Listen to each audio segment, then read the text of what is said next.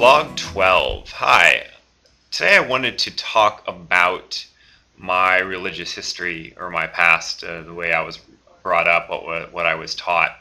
And in the process of kind of doing a little bit of research about the church that I was in, I was reading about its history. And I did this a few years ago and just brushing up on a few things to make sure I had my facts straight.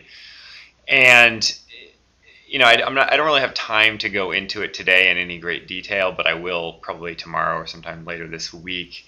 But reading about it and kind of reliving that period of my life through the history of the church and thinking about how it affected my family and my father and my mother, and just the way that just how, well, one, bankrupt it was, and how corrupt it was on an intellectual level and on a social level, and a financial level for that matter.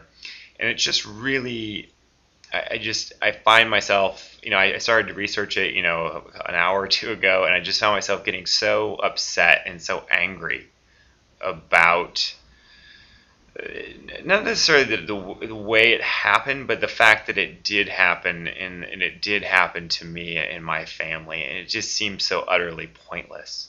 Is probably the biggest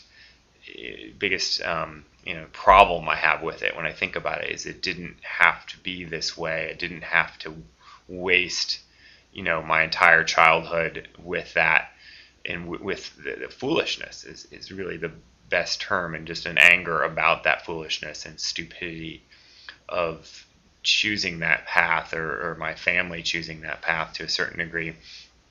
And it really has, I don't really get angry about it every day or when I think about it, but I think when I really touch upon it and think about it and dwell upon it in detail, I do get those type of feelings. And I'll talk about this when I talk about just the past and articulating it in any type of detail, which I think people find interesting that do care about religion or non-belief. And it's going to be a long video. There's a lot to say, and it's something that I get very angry.